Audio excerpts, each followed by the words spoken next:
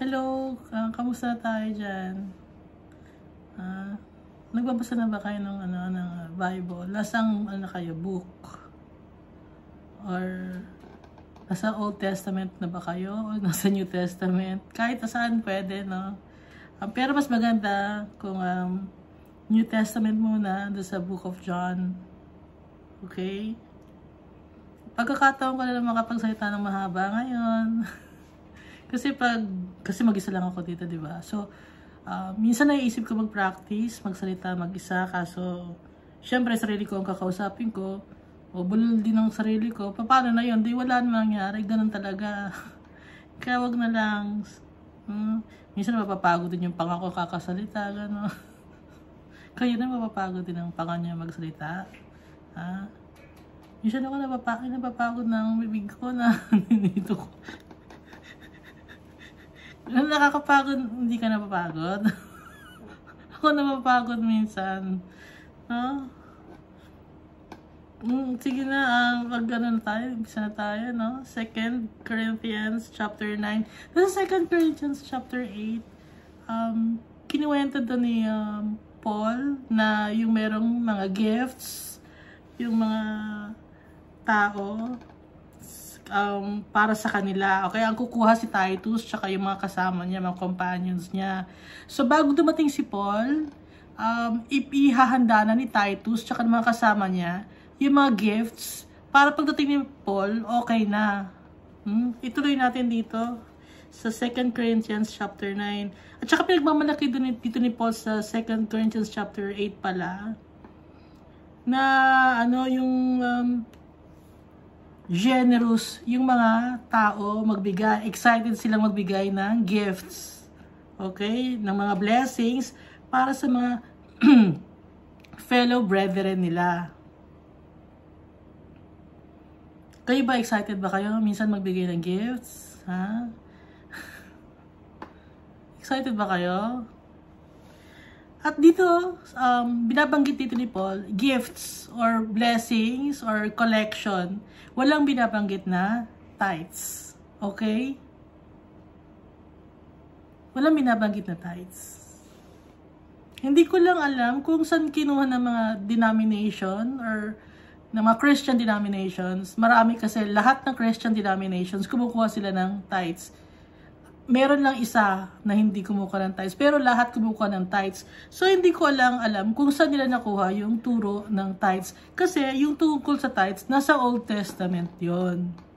Since dumating na si Jesus Christ, New Testament na, at hindi si Jesus nanghihingi ng tithes. Collection, offering, pero si Jesus mismo hindi siya nanghihingi. Di ba ang collection or offering na binibigay ng mga tao kay Jesus, imbis na, hindi naman si Jesus ang naghahawak, kundi si Judas, no? Si Judas ang naghahawak ng donation ng mga tao nung si Jesus, nag-share siya ng Word of God, may mga tao nagbibigay sa kanila, si Judas ang may hawak ng pera. Kaya mag-ingat kayo sa paghahawak ng tithes and offering ninyo, dahil si Judas ang dito sa Bible, di ba? Hindi niyo ba nababasa? Si Judas ang tagahawak, ang treasurer. Okay? Dito si Paul ngayon sa 2 Corinthians chapter 8 and 9, walang tithes na binabanggit. Generous pa nga more than 10% pa ang binibigay nila. Di ba? At saka, ang babanggitin ko lang, no? Dito sa may Luke chapter 5 verse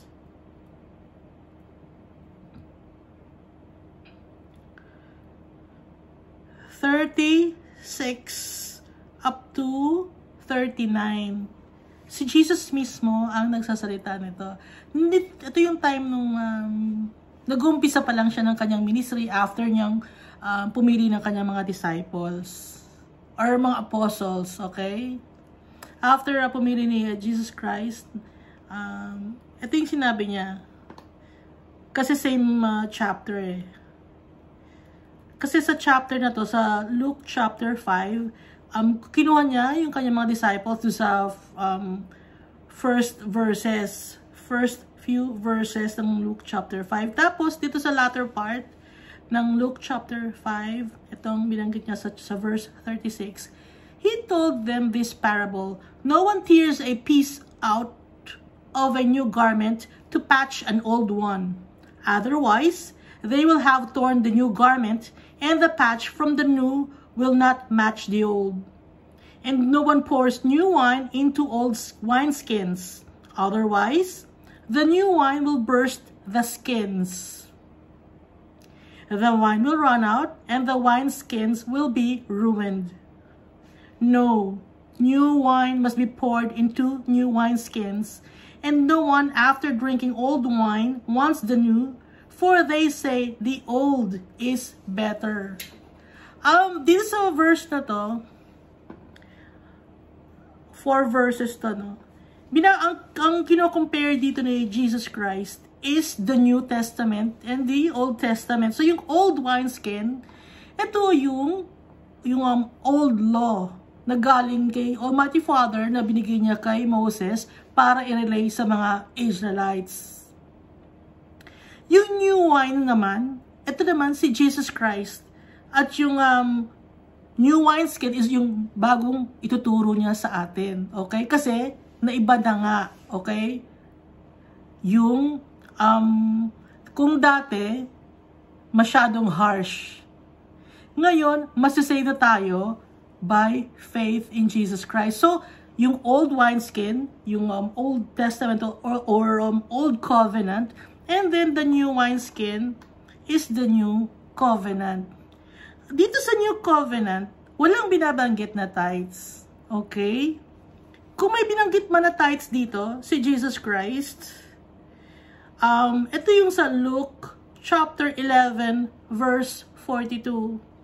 Ang sabi ni Jesus Christ, Woe to you Pharisees, because you give God 1/10 of your mint, rue and all other kinds of garden herbs, but you neglect justice and the love of God. You should have practiced the latter without leaving the former undone. So, pinagsasabihan dito ni Jesus Christ, yung mga Pharisees, nagbibigay nga kayo ng tithes, okay? 1/10 of your mint. Pero, yung justice and the love of God, kinalimutan ninyo. Tapos, ininad pa ni Jesus Christ, you should have practiced the latter without leaving the former undone. Kung gagawin man ninyo ang pagbibigay ng tithes, pero kinalimutan naman ninyo yung justice and the love of God. So, sinasabi dito ni Jesus Christ, mas importante yung justice and the love of God instead of giving the tithe. Kasi kung importante yung tithe, sana kinumend, no, ni Jesus Christ, it's good that you have given the tithe. Wala eh. Sabi lang niya, you should have practiced the latter without leaving the former undone. So, mas importante yung justice and the love of God. Binibigay nga natin yung 10% ninyo, kayo, no? Nagbibigay kayo ng 10% ninyo, pero hindi nyo naman mahal si Almighty Father. Paano natin mapapakita mahal natin si Almighty Father? Mapapakita natin mahal natin si Almighty Father kung mahal natin ang kapwa-tao natin. Pero minsan, mas inmamahal nyo pa yung mga aso, di ba? Ha? Ay, yung aso ko, kailangan mapakain ko. O, nagbigay na ako ng tithe yung mga aso. Pero yung mga tao, hindi, no?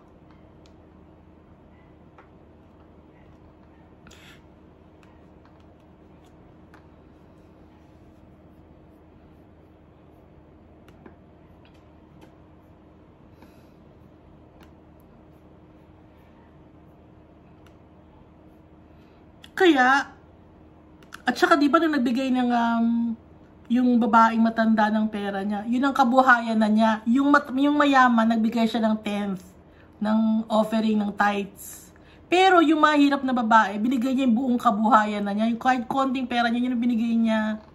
So, kanina mas natuwa si Jesus Christ dun sa babae na konti lang ang binigay.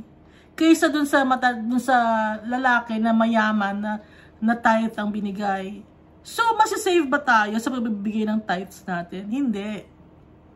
Masasave tayo sa pagtitiwala kay Jesus Christ, sa pagbibigay ng buong-buo ng pagkatao natin. Kung paano natin itrato ang mga tao. Kung paano natin mahalin ang mga tao. At saka dito sa, balik na nga tayo, no, sa 2 Corinthians chapter 9, binabanggit nga dito ni Paul yung generous na nagbibigay ang mga tao.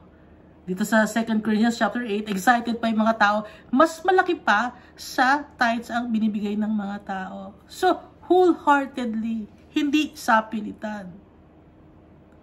Kaya, sana kayo ng mga Christian denomination, huwag na kayo manghingi ng tithes. Kasi nililimit ninyo. Nililimit ninyo.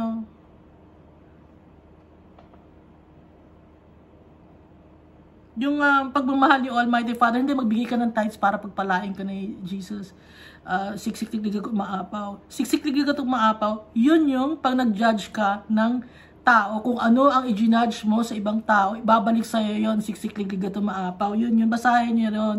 Yun yung kadugtong na, ano, kasi nakikita nyo lang yung tungkol sa pagbibigay, di ba? Tungkol sa, yun lang ang lagi nakikita. Kaya tayong mga Christian, lagi tayong titignan ng mga ibang mga may mga beliefs, no? Sasabihin nila, mukhang pera yung mga Christian. Kung ang bagay na ito, ang tithes, ang nakaka-stumble sa ibang mga tao, ditigilan na natin, stop na natin, kasi hindi naman kailangan ng Jesus Christ ng tithes tsaka ni Almighty Father eh. Hindi naman kailangan ni Almighty Father ng pera. Tayo ang kailangan niya, pagmamahal natin sa kapwa-tao natin. Dahil pag binamahal natin ang kapwa-tao natin, mahal natin si Almighty Father at si Jesus Christ.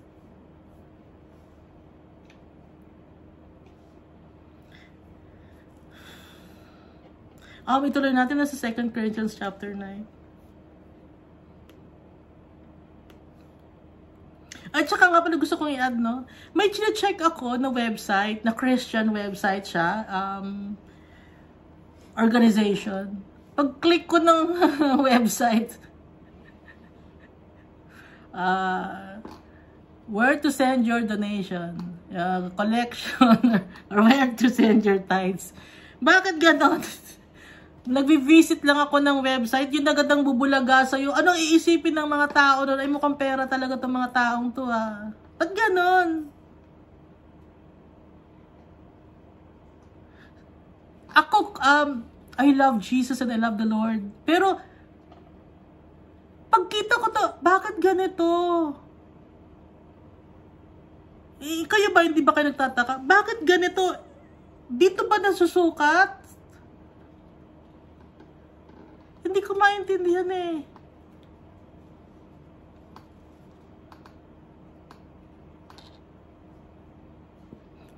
Pagbukas ko ng website, yun agad ang bubulaga sa'yo. Give your donation. So yung mga tao ngayon, may i-stumble. Matatakot. Ay, ito na naman, pera na naman. Wala ako lang kung pera eh. Mahal ng mga bilihin. Yan ang gagawin namin. So, hindi kami makakalapit kay God kasi wala kaming pera. Ganun ang isipin ng mga tao. So, kung ang yung bagay na paghihingi sa mga tao, ang makakapag-stumble or makakapag-hinto sa kanila na makalapit kay Jesus, huwag na natin gawin. Hahayaan natin si Jesus ang kakausap sa kanila.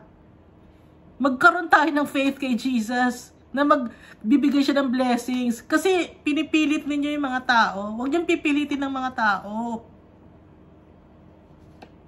Tapos i-compare niyo pa, ay alam niyo buti si sister ganyan na nagbigay ng ganun. Kino-compare niyo pa. So ngayon yung ibang mga tao, ay naku, hindi ako, paano yan, hindi ako nagbigay, si sister ganun, nakakahiya naman, hindi na ako attend. O di ano nangyari sa tao na yun? Pang mayaman lang pala yan. O gaganon.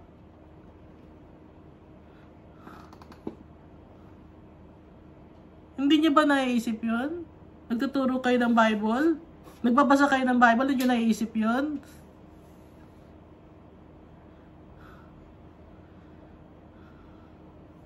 Kasi ang isip lang puro na collection. O, bibigyan tayo ng blessing ni Jesus, yung Almighty Father collection, pambayad ng building, may darating na ng mga bill. Kailangan makalagom tayo ng collection, ng donation, ng tithes. Ngayon, hindi ko maalam. No? Hindi ko alam. Saan ba nag-start ang tithes at saan nag-end? Saan nag-start ang collection at saan nag-end? Paano hinihiwala yun? Magkahiwalay pa yung tithes and collection and donation. Bakit gano'n? Tapos may offering for this part of ministry. May kanya-kanya pa eh. Patiwa-hiwalay. Ngayon, yung pera ng tao, sakto lang eh, no? Konti lang naman, hindi naman mayaman ng mga tao eh. So, paano na mamamong problema sila, hatiin ko ba to? Ito ba ang ibibigay ko? Hindi, kasi ako ganun dati. Paano ba ang pagbibigay ko? Ito ba ang ibibigay ko dito? Donation para sa building, donation para sa collection, sa mato ginagamit, donation para sa times. Paano ko kaya hahati-hatiin tong pera kung hindi naman ako mayaman?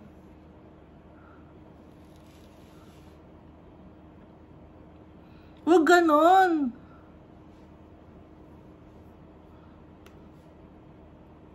Sa Old Testament ang tithes. Sa New Testament, ano na? Buong pagkatao natin. Okay, yun ang hinihingi ni Almighty Father tsaka ni Jesus.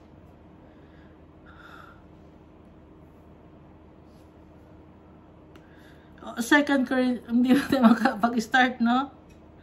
2 Corinthians chapter 9. There is no need for me to write to you about this service to the Lord's people. Kinikwento na naman dito ni Paul yung tungkol sa pagtulong sa fellow Christians.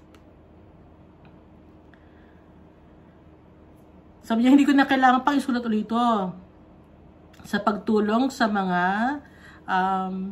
servant ni Jesus Christ, ni Almighty Father. Kasi alam ko, ay tutuloy ko muna, no?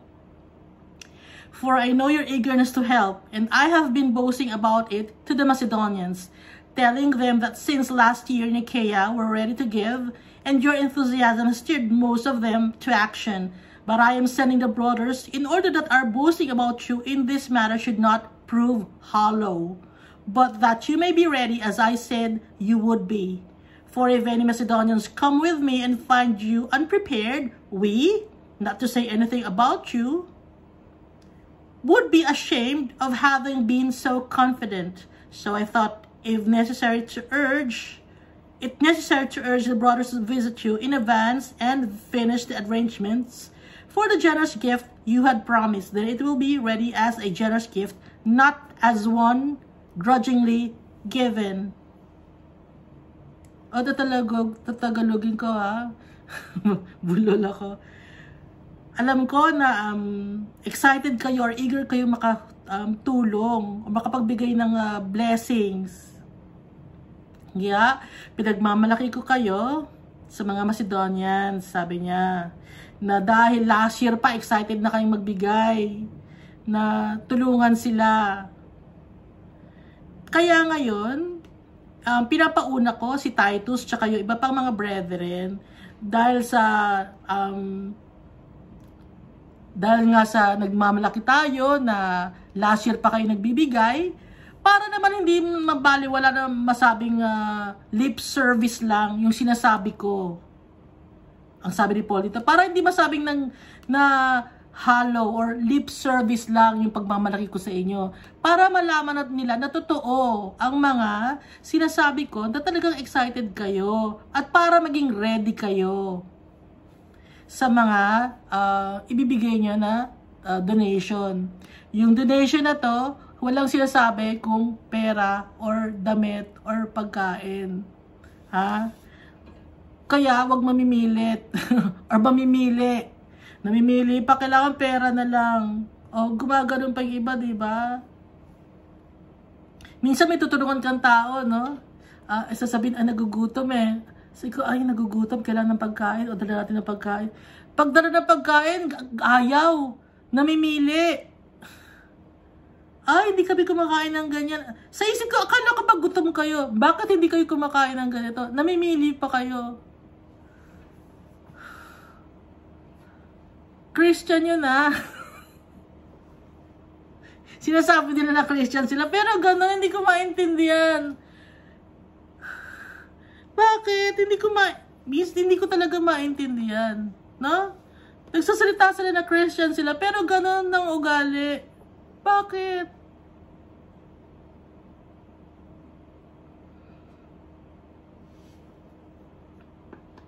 So, Christian ba talaga yung mga gano'n?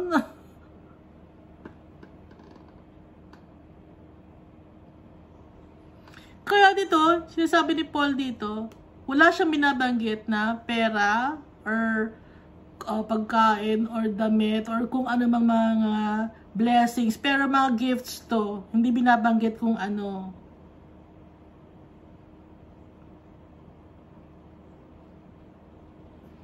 Kaya pinauna niya si Titus tsaka yung mga brethren para makapag-prepare yung mga tao doon. Yung mga magbibigay, prepare nila, mahihanda nila yung mga damit or mga pagkain, okay?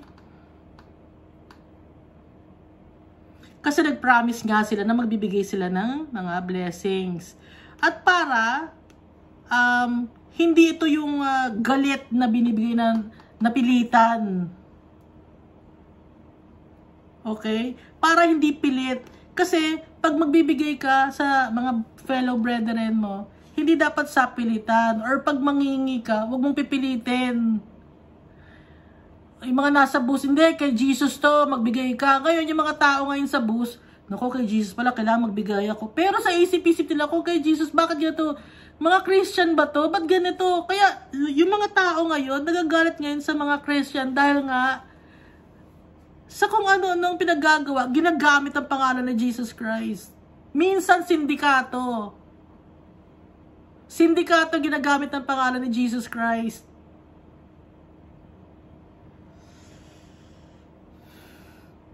Tapos tinatawag niyo pa yung leader niyo na apostle. Bakit? Bakit niyo tinatawag siyang apostle? Yung leader ninyo. Hebrew ba siya? Jew ba siya?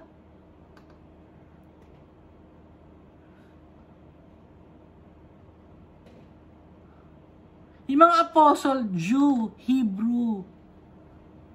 Okay?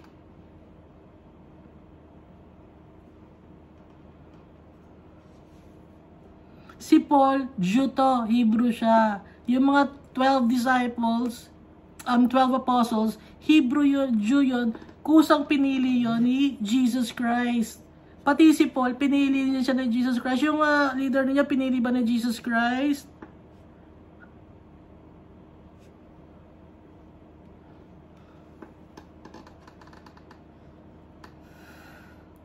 Kaya yung mga sindikato sindikato yung iba ginagamit si Jesus Christ, na pangalan ni Jesus Christ, tsaka ni Almighty Father, para walang tax, at para makahingi or makakuha ng mga donation na kung ano-ano. Tapos ang gagawin, puro kalokohan. Nasisira ang pangalan ni Jesus Christ. Dahil doon, sa mga taong ganon, nagpapanggap ng mga Kristiyano. Yung mga taong member, hindi nila alam na sindikato yung napuntahan nila. Hindi nila alam yon. Ang nakakaalam lang nun yung pinaka-leader, tapos kukuha siya kunyari ng mga tauhan niya, bubula-bulahin niya, kukuha siya kunyari ng verse sa Bible, tapos ngayon iikot-ikutin niya yung Bible. Ngayon yung mga tao naman, hindi maintindihan dahil hindi nga sila nagbabasa ng Bible. Ang ginagawa ngayon, yung leader nila ang nag-co-control ngayon sa kanila. Kaya ini-encourage ko kayo, magbasa ng Bible.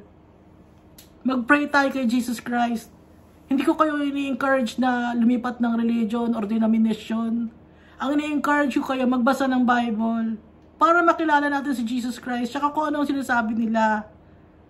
Hingin natin ang guidance ng Holy Spirit.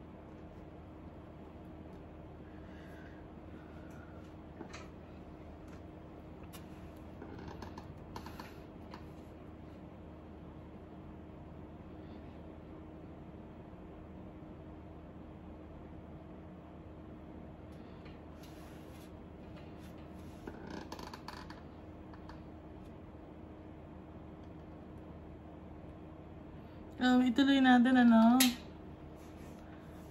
verse 6.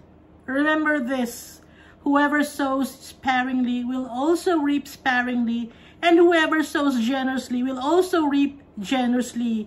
Kung magbibigay ka, or magtatanim ka, sabi dito, marami rin ang ma-reap mo. Kaya kung generous ka, makakarip ka rin generously. Etong to, hindi to yung physical, no? Sometimes it's physical treasure or blessings here on earth. But this can also be blessings from the Almighty Father in heaven, treasures in heaven. Nag-iipon tayo ng treasures natin in heaven.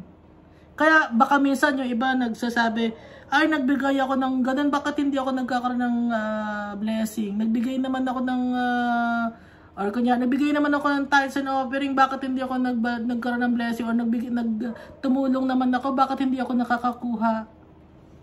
Huwag ka mag-alala, si Almighty Father,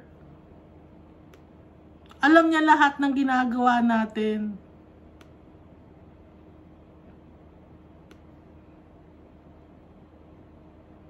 Kahit hindi mo man makuha dito sa lupa, sa langit, nakukuha mo, naka-invest ka na, nag-invest ka na kay Almighty Father, tsaka kay Jesus Christ. Alam ni Jesus Christ, tsaka ni Almighty Father, ang ginagawa natin. Yung motive natin kung bakit tayo tumutulong sa tao. Kung tumutulong ba tayo sa tao dahil mahal natin ang tao, or tumutulong lang ba tayo para lang makakuha ng kapalit dito sa mundo.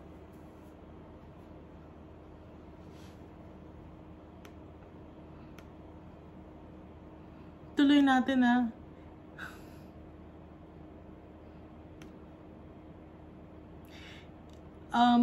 verse 7. Each of you should give what you have decided in your heart to give, not reluctantly or under compulsion, for God loves a cheerful giver. Cheerful giver. Walang sapilitan.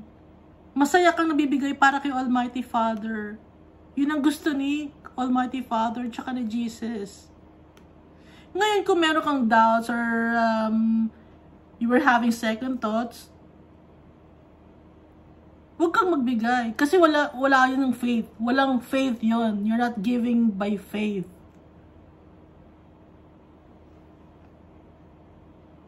Kaya dapat if you give, you have to give with faith in your heart. Give cheerfully. And God is able to bless you abundantly, so that in all things at all times, having all that you need, you will abound in every good work. Si Almighty Father ang magbe-bless sa atin if we give by faith. Yung mga blessings na binibigyan niya sa atin. Anything, monetary, or yung talino mo, ibibigay mo. Yung strength mo, ibibigay mo. Mga damit mo na napaglaman, ibibigay mo. Mag-share ka sa mga tao. Time mo, binibigay mo. Okay?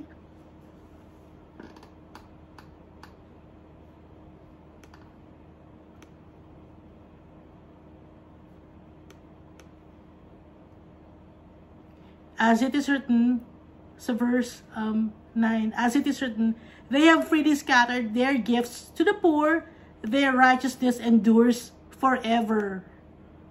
Righteousness endures forever.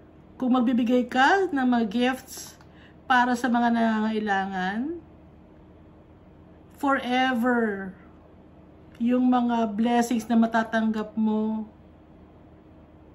kahit na anong gift yun. Ito, nakuha to ni Paul, kasi nga sabi niya as it is written, sa yung verse 9, nakuha ni Paul to sa Psalms 112 verse 9. They have freely scattered their gifts to the poor, their righteousness endures forever. So dito nakuha yun ni Paul, kasi nga si Paul alam niya yung Old Testament, nagbabasa siya, and at the same time, pinaalala sa kanya ng Holy Spirit para ma-share sa atin at maisulat, para maisulat niya rito, para ma-share niya sa atin. Para maisulat niya sa letter at ma-share sa atin. Ituloy natin, verse 10. Now, he who supplies seed to the sower and bread for food will also supply and increase your store of seed and will enlarge the harvest of your righteousness.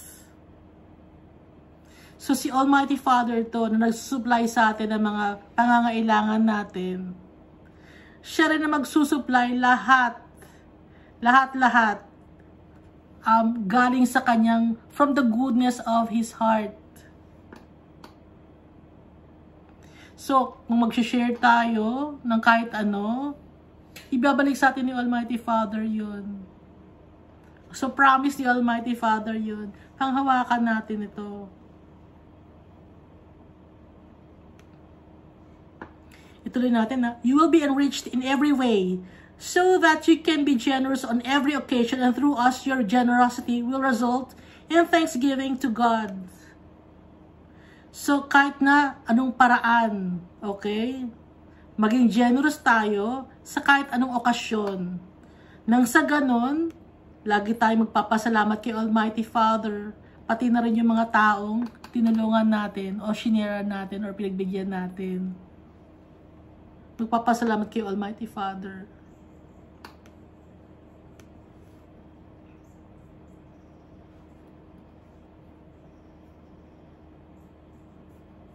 This service that you perform is not only supplying the needs of the Lord's people, but is also overflowing in many expressions of thanks to God. So yung pagbibigay yon ng iyong time or mga pagkain or damit, magpapasalamat ngayon yung mga tao na yon kay Almighty Father. At dahil natutuwa si Almighty Father na marami nagpapasalamat sa Kanya, si Almighty Father din, na dahil tayo ang ginamit niya, magpapasalamat din si Almighty Father sa atin. Hindi niyo ba alam na nagpapasalamat si Almighty Father?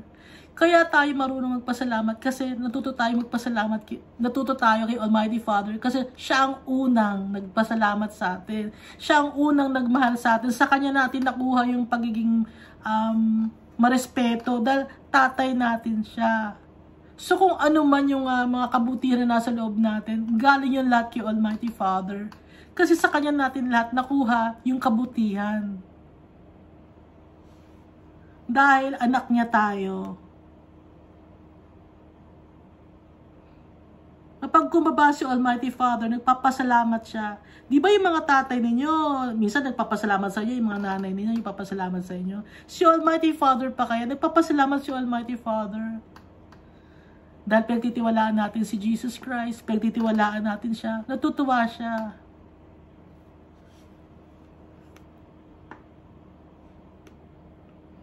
Dulugtog natin, no? Verse 14. And in their prayers for you, their hearts will go out to you because of the surpassing grace God has given you. Thanks be to God for His indescribable gifts. So ngayon, yung mga pinag-sharean natin ng mga monetary or food or clothes or whatever, magpapasalamat ngayon yon kay Almighty Father, di ba? Ipagpe-pray ngayon nila tayo na pagpalain din tayo para yun yung kabayaran na dahil nga nag-share tayo sa kanila, wala silang maibibigay, kundi ang bibigay nila is mas maganda pa, yung prayers. Okay? So, maglalo sila magpe-pray kay Almighty Father, papasalamat sila kay Almighty Father, at lalo tayo pagpapalain ni Almighty Father. Dito man sa lupa, or in heaven, pag nagpalit na tayo ng damit natin, nag-invest na tayo kay Jesus Christ. Kahit hindi man magpasalamat yung mga ibang tao, or nagreklamo sila, kahit nagbigay ka wholeheartedly na nagreklamo, hindi sila natuwa, maging masaya pa rin tayo na nakapagbigay tayo kasi wholeheartedly tayo nag-share Dahil hindi yun mababaliwala yung pag-share natin na yun. Kasi si Almighty Father, nakikita niya tayo. Nakikita niya yung puso natin.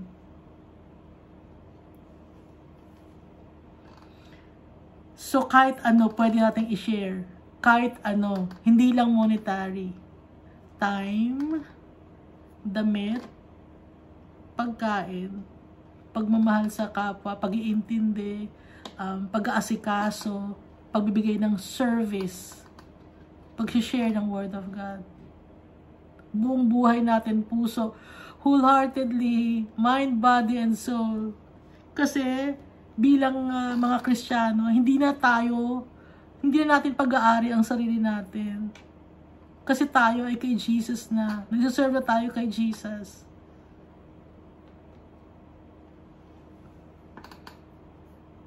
Kaya ibigay natin kay Jesus ang nararapat na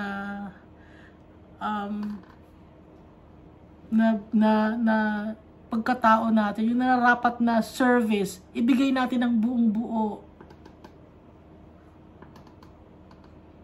Kasi si Jesus Christ, ibigay niya ang sarili niya ng buong buo, buhay niya.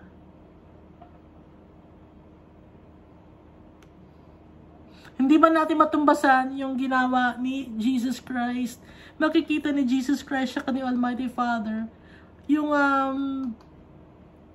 puso natin, yung pagmamahal natin sa kanila, yung pagpapasalamat natin sa kanila na iniligtas tayo sa kapahamakan. Iniligtas tayo sa kamatayan. Hindi tayo mamamatay. Magpapalit lang tayo ng damit.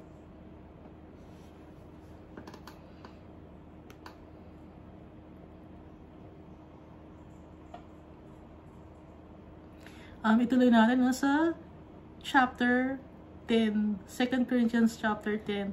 By the humility and gentleness of Christ, I appeal to you, I, Paul, who am timid when face to face with you, but bold toward you when away. Ito si Paul kasi, di ba nagsulat siya sa mga Corinth.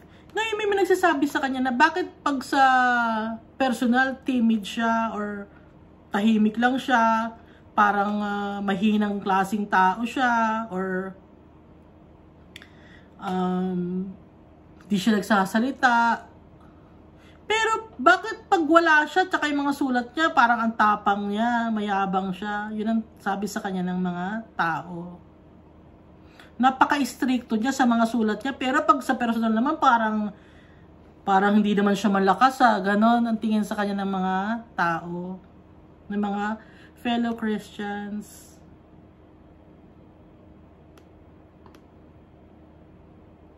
So ngayon, may mga ganon pa rin mga klaseng tao. Hindi lang noon, hanggang ngayon. So yung mga nangyayari noon, nangyayari rin ngayon. Hindi na bago yung mga nangyayari ngayon.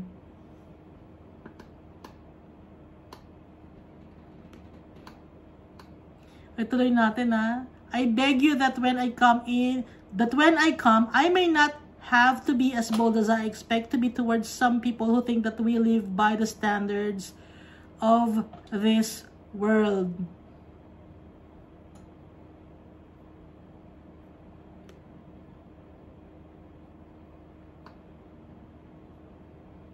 Sabi dito ni Paul, hindi ako nabubuhay sa standard ng mundo na to, sabi ni Paul. Kaya wag akong ikumpara sa iba. Okay? Hindi na tayo nabubuhay sa standard ng mundong ito. Kaya wag mag-expect or wag mag-isip ang mga tao ng ganung mga bagay. Dahil hindi na doon, sabi ni Paul, hindi na ako namubuhay sa standard ng mundo na to. Hindi na niya kailangan pang patunayan ang sarili niya sa personal na dapat matapang din siya. Kasi naisulat na niya ay mga bagay na dapat niyang isulat. Na kung ano man ay sinulat niya, sabi ni Paul, ganoon din ako sa personal. Kaso, hindi siya matapang, hindi siya stricto. Okay? Kahit sa sulat makikita na stricto siya, sa personal, stricto din siya, Pero hindi niya pinapakita yung demeanor ng pagka-strictness. Sabi ni Paul dito. Hindi niya kailangan gawin yon, sabi niya. Yung pa rin ako, strict ako sa sulat. Strict pa rin ako sa personal, pero hindi yung demeanor ko. Hindi ko kailangang ilagay sa standard ng mundo na to, sabi ni Paul. For though we live in this world, we do not wage war as the world does. Kahit na nakatira tayo sa mundo na to, hindi na tayo makikipag-away gaya ng mga tao dito sa mundo or gaya ng standard ng mundo na to. The weapons we fight with are not the weapons of the world. On the contrary, they have divine power to demolish strongholds.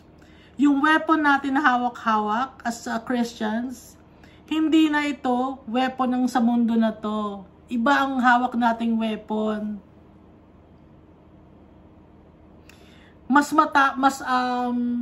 Malakas pa ang weapon na hawak natin. We have the divine power to demolish strongholds.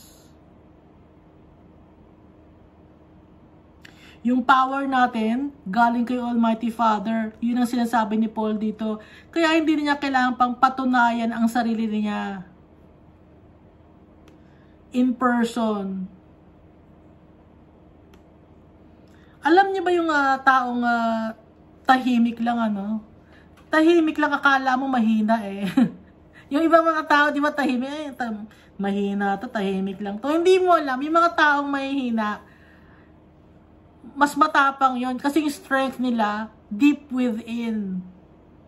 Hindi ko lang alam kung nakakita na kayo ng mga taong gano'n na tahimik lang siya pero hindi mo alam ang talino pala ng taong yon. Ginaganong-ganon mo lang, no? Ginaganong-ganon. Yung minamata mo lang, ay, baliwala, hindi mo tahimik lang yan. Hindi nagsasalita yan, wala namang alam yan eh. Yung gano'n, no? Masyado tayong judgmental na tao. Or pag makita mo mukhang ganyan naman itsura niyan, but sa letter, tapang-tapag sa personal, parang patpati naman yan, wala namang kakwenta-kwenta. Ganon ang mga tao, di ba? So sabi dito ni Paul, yung weapon na hawak natin as Christians, we can demolish strongholds because it is from the Almighty Father to. Powerful si Almighty Father. Kaya hindi natin kailangang patunayan yung sarili natin sa ibang mga tao. Yan sinasabi dito ni Paul. We demolish arguments and every pretension that sets itself up against the knowledge of God. And we take captive every thought to make it obedient to Christ.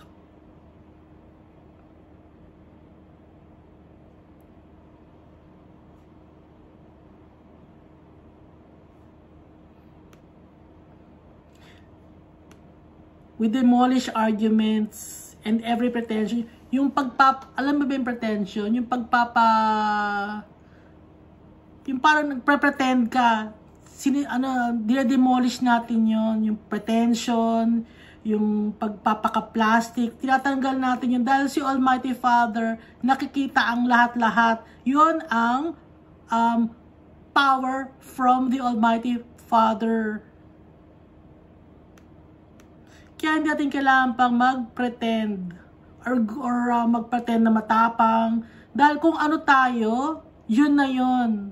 Kung ano man na nasa sulat, yun na sinasabi ni Paul, kung anong sinulat ko, yun na yun. Hindi ko na kailangan pang mag-pretend na matapang ako dahil ang hawak-hawak kong katapangan, galing kay Almighty Father, yung knowledge ko, sabi ni Paul, yung knowledge na meron siya, yung weapon na hawak niya, galing kay Almighty Father yun. Kaya hindi niya na kailangan pang magpakita ng katapangan or pagiging brusko or makipag-away.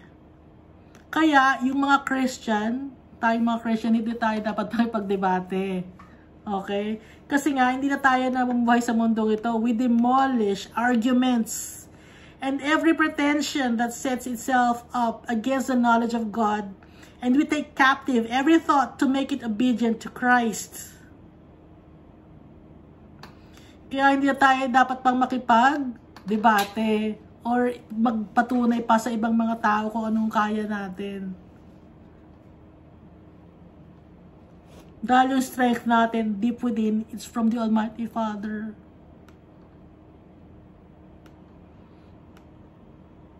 And we will be ready to punish every act of disobedience once your obedience is complete. Dapat maging obedient kayo, sabi ni Paul. Para maparusahan yung mga tao na hindi sumusunod.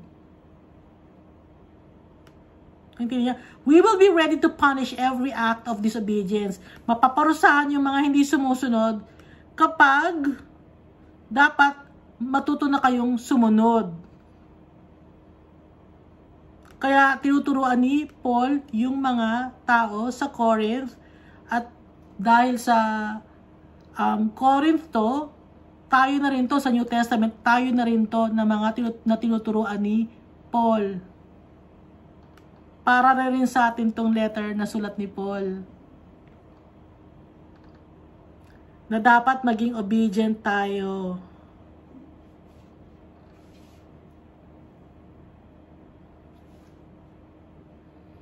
At hindi na tayo makikipag-debate or makikipag-argue sa mga tao.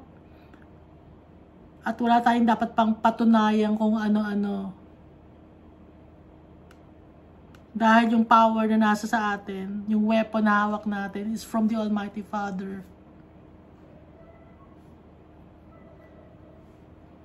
Tuloy natin na, you are judging by appearances. If anyone is confident that they belong to Christ, they should consider again that we belong to Christ just as much as they do. Kasi nga, si Paul dito, di ba, alam naman natin na yung mata niya sira. Okay? Medyo, hindi ko alam kung wall-eyed ba siya or banlag siya kasi nga nasira yung mata niya. Kaya, ang tingin sa kanya ng mga tao mahinang klase. Ba't ganyan? Yan ba? Yung sumulat sa atin ng, tungkol sa pinapagalitan tayo. Yun ang, kasi nga, sira nga yung mata niya, kaya mahina ang tingin sa kanya ng mga tao. Kaya sinabi dito ni Paul, you are judging my appearances. If anyone is confident that they belong to Christ, they should consider again that we belong to Christ just as much as they do.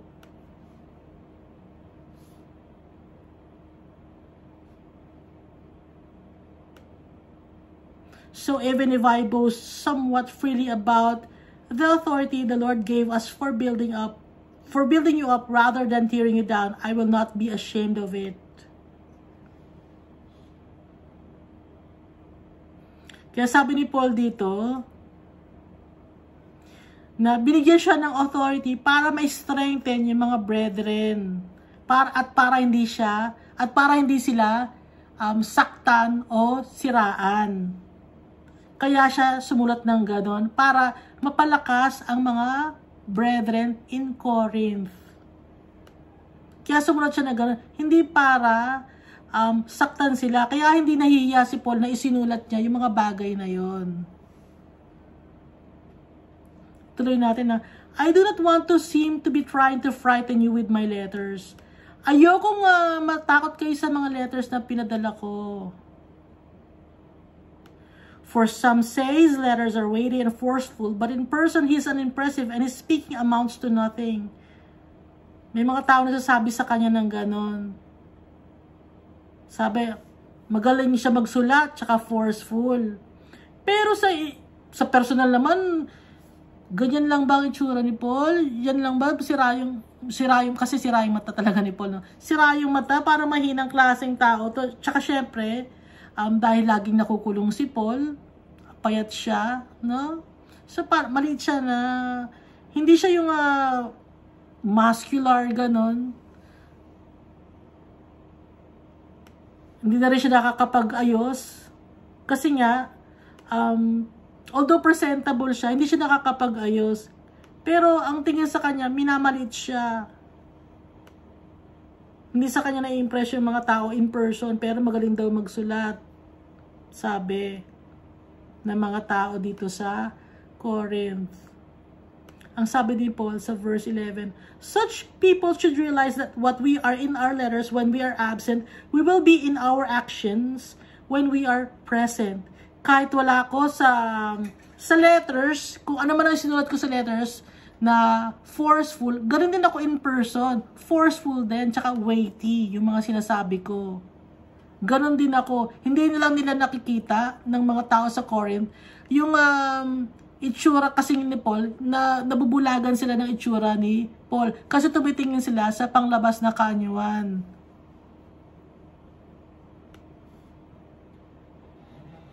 Judgmental.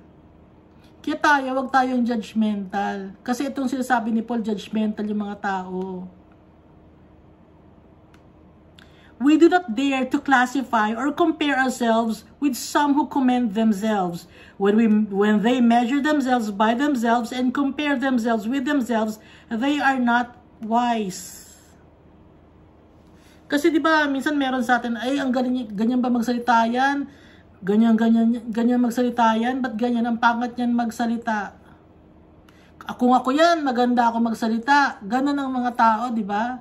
Ito nga yung sabi ni Paul, when they measure themselves by themselves and compare themselves with themselves, they are not wise. Kung gumaganon tayo, kung sinisiraan natin ng tao na sasabi, ay kung ako yan, magaling ako gagawa niyan, mas magaling pa ang gawa ko dyan kung ako gagawa niyan. Kung ako magdodrawing yan, mas magaling yan, kayang-kaya ko yan. Oh, hindi wise yung mga taong ganon. Okay? Yung kino-compare nila yung sarili nila sa ibang tao. Hindi wise yon. Kaya wag natin i-compare yung sarili natin sa ibang mga tao. Ayaw ko ng mga tao nagko-compare. Alam niyo ba yun na pag may ay, alam mo siya, ganun siya, dapat ikaw ganun din. Ay, anong klase ito, ba't ganyan yan? Pag may mga kino-compare na tao, ayoko. Alam mo, yun dapat ganun ka rin. Bakit? Parang ganun. Hindi. Kaya, tingnan mo si Paul, ayaw din niya ng mga ganong klaseng tao na nagko-compare. Kasi, yung mga ganong klaseng tao, they measure themselves by themselves. And they are not wise. Hindi sila nag-iisip. Okay? Kung ano lang ang maabot ng utak nila, hanggang dun lang. Kasi kino-compare lang nila yung sarili nila sa kung ano ang nakikita lang sa ibang tao, hanggang sa utak lang nila, hanggang dun lang sila. Naiintindihan niyo ba yun? Hanggang dun lang. Kaya hindi wise yun. Halimbawa, minsan, ay ganyan ba yung bag niya? Kung ako yan, hindi ako bibili ng ganyang bag. Or kino-compare mo yung sarili mo dun sa ibang tao, hindi wise yun. Ikaw ganyan ka, tapos i-compare mo. Hindi wise yung ganong klase ng tao. Kaya ayoko na may mga ganong klaseng tao na mga nagsisit-sit. Hindi ko rin type yung mga ganon. Kaya tayo, wag tayong gadon. Kasi hindi yon galing kay Almighty Father. At sinasabi dito ni Paul, hindi yon wise. Minsan sabi, ay nako, kung ako nakapag-aaral ng computer, kaya ko rin naman yung ginagawa mo. May sabi sa akin ganon. Sa isip ko, ha? Ano mo pinagsasabi natin? Hindi ko maintindihan. Hanggang dyan lang ang kaya mo. Parang, anong klase? Sorry nabanggit ko na naman sarili ko. Kasi kung kayo kaya ang banggitin ko, papayag ba kayo kung kayo ang banggitin ko? Kaya sarili ko na lang ginagawa ko example,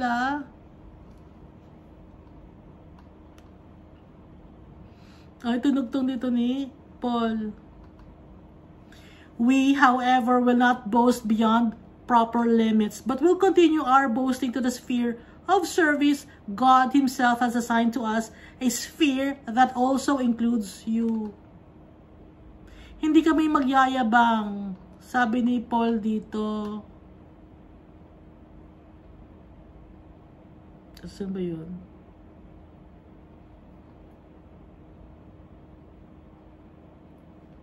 Hindi kayo magyayabang, kundi ang ipagyayabang namin, yung gawain ni Almighty Father.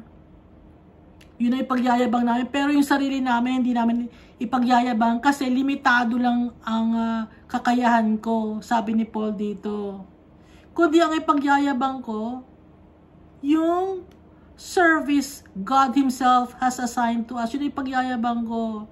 Yung binigay sa akin, sabi ni Paul na ministry na ibinigay sa kanya ni Almighty Father. Nakasama kayo ron sa ipagyayabang ko, sabi ni Paul. We are going too far in our boasting, as would be the case if we had not come to you, for we did get as far as you with the gospel of Christ.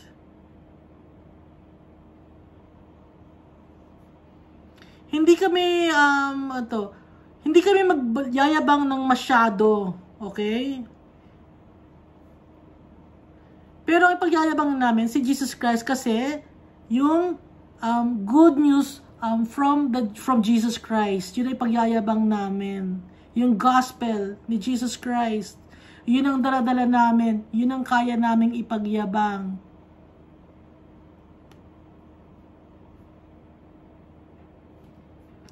Neither do we go beyond our limits by boasting of work done by others. Our hope is that as your faith continues to grow, our sphere of activity among you will greatly expand. Ang sabi dito po, we limit our bragging to the work that is ours. Kung ano ang trabaho namin, yun ang pagyayabang namin. Yung trabaho namin, ipagyabang namin si Jesus Christ. Yun ang ipinagkakalat namin, i-share namin sa mga tao. Hindi kami magyayabang ng mga gawa ng ibang mga tao. At nag-hope kami, umaasa kami na yung pananampalataya ninyo ay lalong lumakas at lumaki at tumubo. At saka umaasa kami na yung tulong na ibinibigay namin ang makakapagpalakas din sa inyo. Yun ang sinasabi dito ni Paul.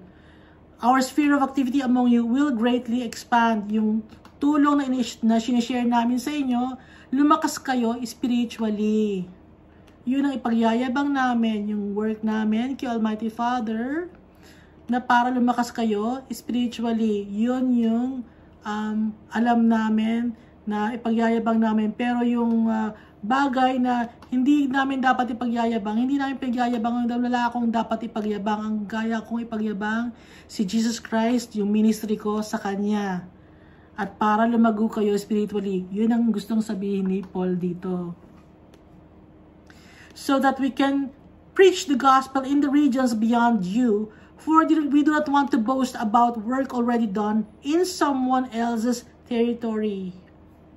Kung may mga ibang bagay man, sabi ni Paul dito na sa ibang mga teritoryo, sa ibang mga lugar, na share na ang Word of God, hindi namin may pagyayabang yon. Kundi may pagyayabang namin, yung mga lugar na hindi pa na-share ang Word of God, doon kami magfo-focus. Sabi ni Paul dito, yun ang ipagyayabang ko.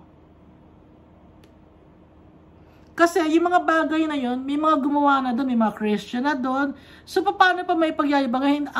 Ang nagtanim ng church na yon, hindi ako. Or nag-share ng Word of God doon, hindi ako. Kundi ibang mga Christian. Kaya hindi ko may pagyayabang. Yung pagyayabang ko, yung pag-preach ko ng Word of God sa ibang mga lugar. Ang pag-share ko ng ministry sa ibang lugar na hindi pa naabot ng salita ng Diyos. Yun ang sabi ni Paul dito. But let the one who boasts, boast in the Lord. Pero kung sino man ang magyayabang, dapat ang pagyayabang niya si Jesus Christ. Yun lang ang dapat ipagyabang, wala nang iba. Ang ipagyayabang natin si Jesus Christ. Wala tayong dapat ipagyabang kahit ano. Kayamanan mo may pagyayabang mo, hindi mo may pagyayabang yun. Madaling mawala yun. Kapugian mo, yung kapugian. Hindi mo may pagyayabang yan, tatanda ka. Okay? Tatanda tayo, magkakasakit tayo. So, anong kaya nang natin may pagyabang? Si Jesus Christ ang pagyayabang natin. Yung katalinuhan natin, hindi natin mapagyayabang. Kasi tatanda tayo, yung brain cells natin, syempre, yung mga neurons natin, hindi na rin gagana. Hindi natin may pagyayabang yun. Wala tayong may pagyayabang. Ang may pagyayabang natin, si Jesus Christ, yung pagmamahal niya, yung pagbibigay niya ng buhay sa atin. Yun ang pagyayabang natin sa ibang mga tao. Hindi mo ipagyayabang yung kotse mo dahil may tao pang mas mayaman sa'yo na kung ano-ano, no? Pero yung mga tao mas mayaman pa sa'yo, hindi rin na may pagyayabang yun dahil dapat ang pagyayabang nila si Jesus Christ dahil hindi natin hawak ang buhay natin. Okay? Hindi natin hawak ang buhay natin. Wala tayong kayang ipagyabang. Wala tayong kayang gawin ng sa sarili lang natin. Ang kaya natin gawin, magtiwala kay Jesus Christ, mahalin sila, at sila ang magbibigay ng blessing sa atin, kaya silang ipagyayabang natin. For it is not the one who commends himself who is approved, but the one whom the Lord commends. Okay? Hindi natin kaya i-validate ang sarili natin. Si Almighty Father tsaka si Jesus Christ ang mag-validate sa atin. Sila ang magko-commend sa atin kung tama ang ginagawa natin o hindi. It is not the one who says he is good who is accepted, but the one that the Lord thinks is good. Kaya si Almighty Father at sa Jesus Christ ang ipagyayabang natin dahil sa kanila nakasalalay lahat. Wala tayong may pagyayabang kahit ano. Kaya si Paul dito, wala siyang ipinagyayabang dito. Ang pagyayabang niya, si Jesus Christ, yung ministry niya na ibinigay sa kanya ni Jesus Christ, pero ang dapat ay paglabang talaga, ang focus ng yabang, si Jesus Christ. Ipagkalat natin sa buong mundo. Si Jesus Christ, nabuhay muli para sa atin. Walang ibang sa ibang mga sa ibang mga paniniwala, walang nabuhay. Si Jesus Christ lang ang nabuhay. Siya lang ang nag-save sa atin sa kasalanan. Si Jesus Christ lang. Sa ibang mga paniniwala, sino nag-save sa kanila? Wala silang wala nag-save sa kanila at walang nagsasabi sa kanila na mabubuhay sila uli. Meron sila, no, yung ano ba yun, reincarnation, paulit-ulit, magiging ipis ka, magiging butiki ka. Si Jesus Christ, hindi. Pagka Jesus Christ tayo, kawangis tayo ni Almighty Father. Hindi tayo butike, hindi tayo ipis. Kaya ang ipagyayabang natin, si Jesus Christ.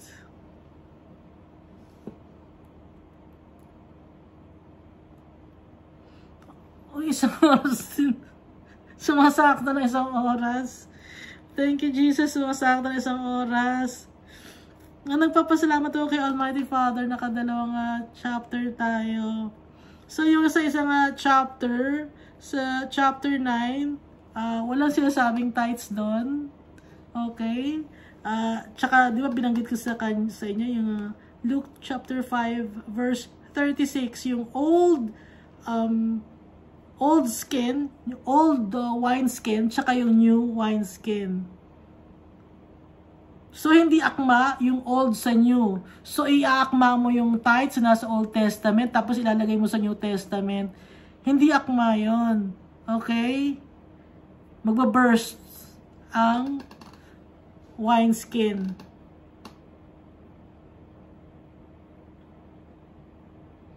Kaya kung ano yung nasa sa New Testament, nandito na si Jesus Christ, yung mga tinuro niya sa atin, yun na yun. Yung sa Old Testament, ang fulfillment ng Old Testament, si Jesus Christ. Yung law sa Old Testament, yun lang yung pattern na susundin ng mga tao kasi wala pa nun si Jesus Christ. So, nung dumating na si Jesus Christ, yung nasa Old Testament na mga law, pwedeng ma-incorporate sa New Testament, pero hindi na tayo mamamatay. Okay? Kasi sa Old Testament, mamamatay tayo, di ba? Sa New Testament, hindi tayo mamamatay. Nabigay na sa atin yung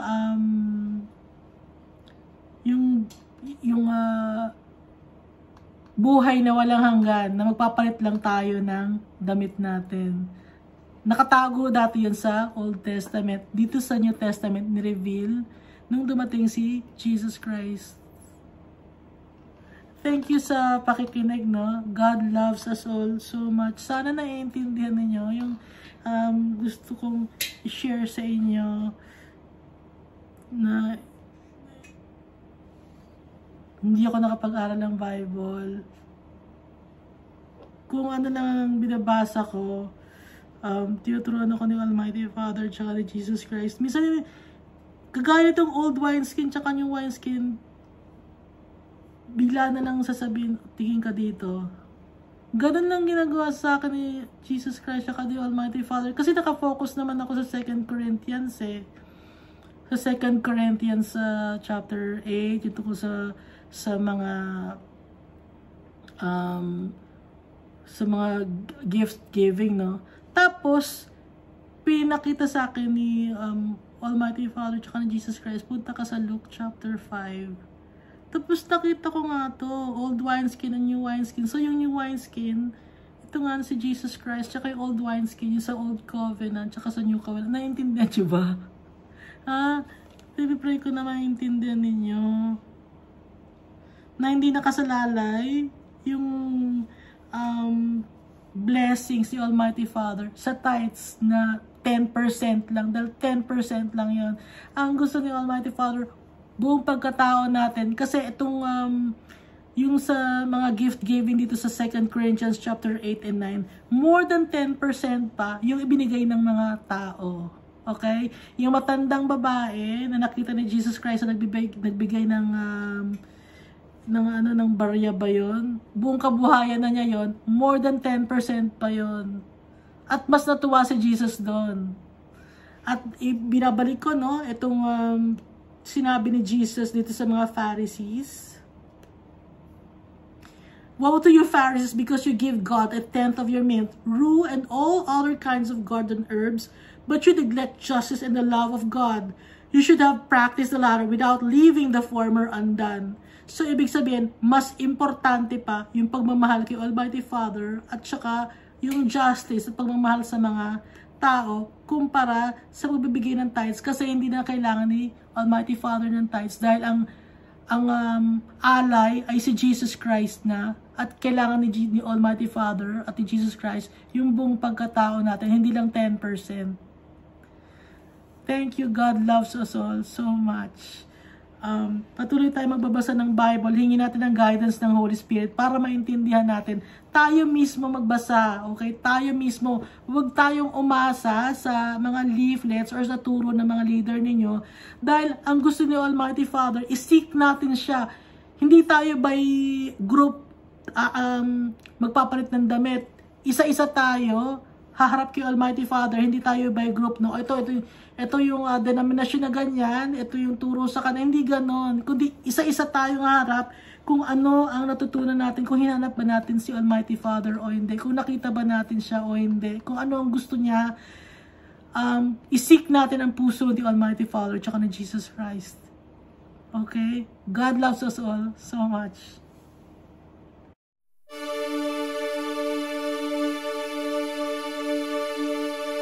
2 Corinthians chapter 10 verses 17 to 18 says, "But let the one who boasts, boast in the Lord.